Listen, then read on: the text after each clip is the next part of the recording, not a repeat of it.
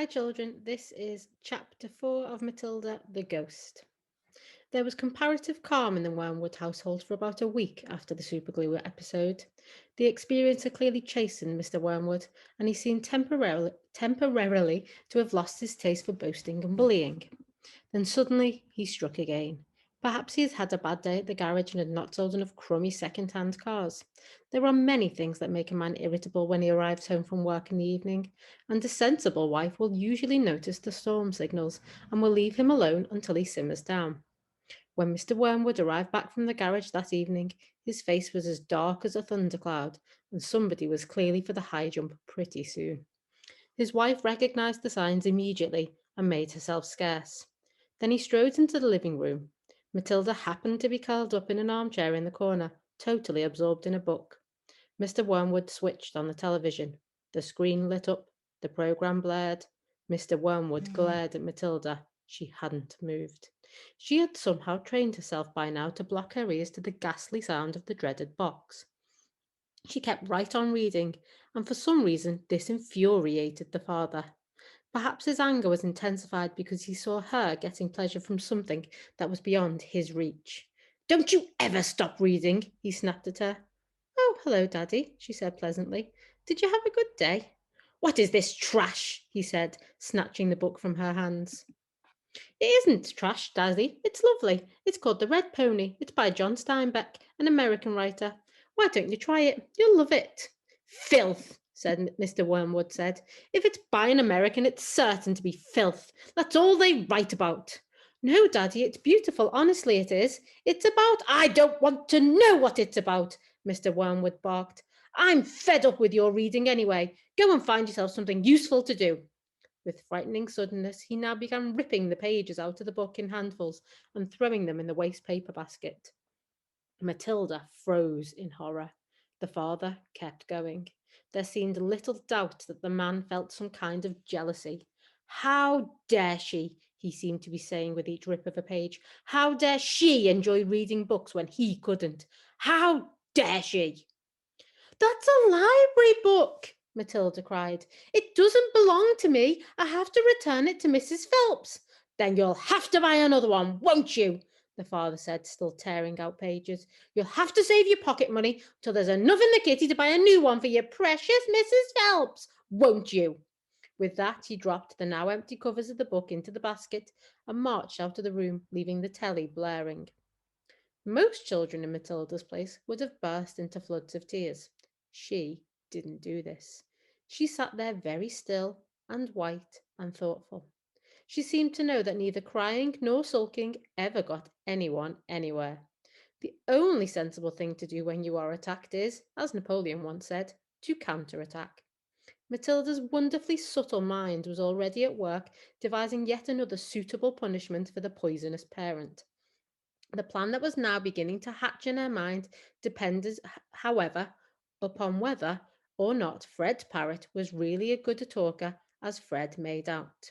Now I'm going to pause there, and if this is part of the lesson, can you now go back to the other video, look at the questions, and then come back when you have done that? Okay, if you have done the first part of the questions, we'll carry on reading. Fred was a friend of Matilda's. He was a small boy of 6 who lived just around the corner from her, and for days he had been going on about this great talking parrot his father had given him. So the following afternoon, as soon as Mrs. Wormwood had departed in her car for another session of bingo, Matilda set out for Fred's house to investigate. She knocked on his door and asked if he would be kind enough to show her the famous bird. Fred was delighted and led her up to his bedroom, where a truly magnificent blue and yellow parrot sat in a tall cage. There it is, Fred said. Its name is Chopper. Make it talk, Matilda said. You can't make it talk, Fred said. You have to be patient. It'll talk when it feels like it. They hung around waiting. Suddenly, the parrot said, Hello, hello, hello. It was exactly like a human voice. Matilda said, That's amazing. What else can it say? Rattle my bones, the parrot said, giving a wonderful imitation of a spooky voice. Rattle my bones. He's always saying that, Fred told her. What else can he say? Matilda asked. That's about it, Fred said. But it is pretty marvellous, don't you think?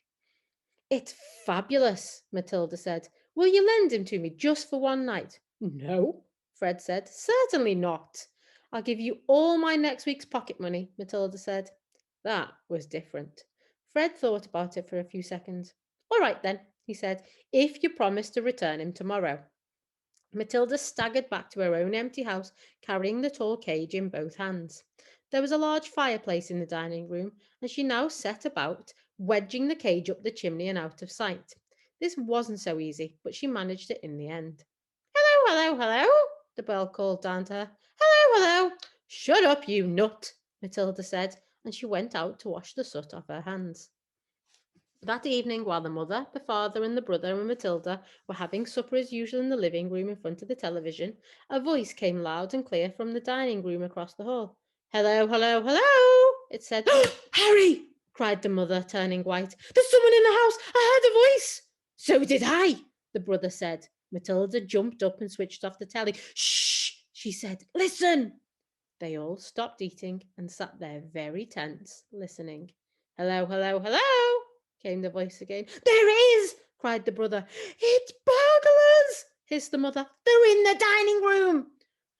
I think they are, the father said, sitting tight. Then go and catch them, Harry, hissed the mother. Go out and collar them red-handed. The father didn't move. He seemed in no hurry to dash off and be a hero. His face had turned grey. Get on with it, hissed the mother. They're probably after the silver. The husband wiped his lips nervously with his napkin. Why don't we all go and look together? He said. Come on then, the brother said. Come on, Mum. They're definitely in the dining room, Matilda whispered. I'm sure they are. The mother grabbed a poker from the fireplace. The father took a golf club that was standing in the corner. The brother seized a table lamp, ripping the plug out of its socket. Matilda took the knife she had been eating with, and all four of them crept towards the dining room door, the father keeping well behind the others. Hello, hello, hello, came the voice again. Come on, Matilda cried, and she burst into the room, brandishing her knife. Stick 'em up, she yelled. We've caught you. The others followed her, waving their weapons. Then they stopped. They stared around the room. There was no one there. There's no one here, the father said, greatly relieved. I heard him, Harry, the mother shrieked, still quaking. I distinctly heard his voice. So did you. I'm certain I heard him, Matilda cried. He's in here somewhere. She began searching behind the sofa and behind the curtains. Then came the voice again, soft and spooky this time. Rattle my bones, it said. Rattle my bones. They all jumped, including Matilda, who was a pretty good actress. They stared round the room. There was still no one there. It's a ghost, Matilda said. Heaven help us, cried the mother, clutching her husband round the neck.